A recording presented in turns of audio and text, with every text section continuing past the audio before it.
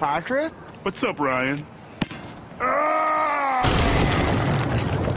Oops. Get dunked on by Patrick Chewing.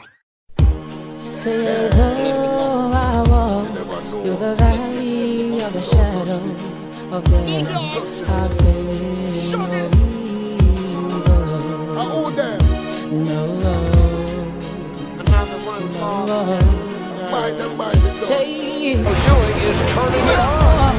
Rebound Ewing. Just so it's a stomping ground.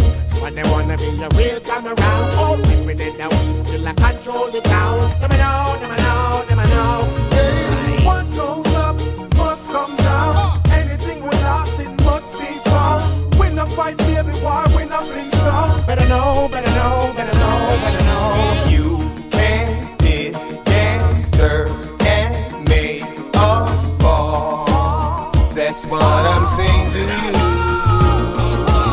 I've said it before that it's probably one of the hardest things ever to find a hidden gem big man in the game. And of all the hidden gem big man names that I thought I was going to come across this year, Patrick Chewing, I'm surprised that a lot more people don't know about this card, but it's probably because everybody else was so caught up with the Vince and so caught up with the Michael when the Rookie of the Year packs came out. And Patrick was actually, when he did first come out in the Rookie of the Year packs, he was like a 90 overall, like the general level of Patrick Ewing. But he dropped the most out of everybody when all the stats updated. He dropped from like a 90 to know what's that, 82.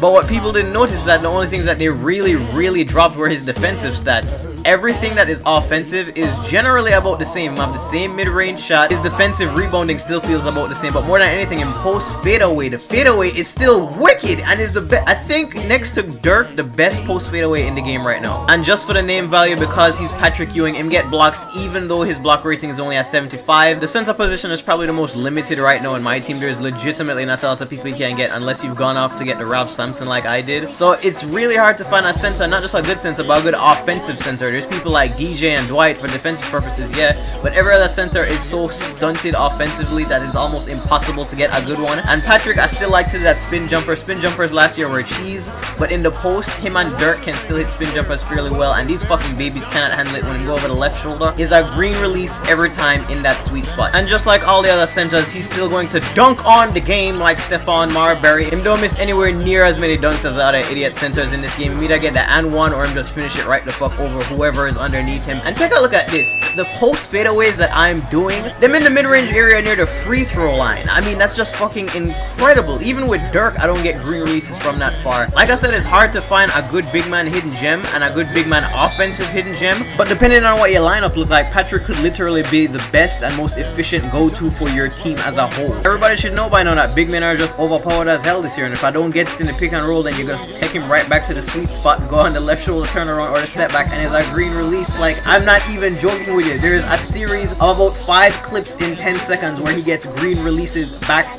to back. No Drake, size him up, jab steps don't work anymore in this game, back him down, Dwight, are you too strong, hold that step back, green release, nigga. As for Patrick as a person though, I think first of all, by law as a Jamaican, I was forced to like him because he was the only great Jamaican basketball player ever, and then by fate, when I moved to the States, I ended up being a Knicks fan, so naturally I would have been biased when picking who I was going to use for this video, but Patrick is definitely on the list of the greatest players to never win a ring. I get upset just thinking about it because in reality that's the last time the Knicks were even close or even were in the conversation of winning a championship, and that shit is not just going to happen in my lifetime. I lied, Knicks 82-0, hashtag Knicks tape, we undefeated so far, boy. And yes, to those of you who may have noticed in the beginning of the video, I did go ahead and buy Throwback Thursday Mellow. I'm just going to say that he's the best offensive card in the game, hands down, no questions fucking asked. Moving on, Patrick is just a cheat. Post fadeaway game is green release all day. You don't even need to go in for freestyle to practice it. Get a couple post fadeaways off, hit some post step backs because those are easy green releases as well. And then with how well up and unders actually work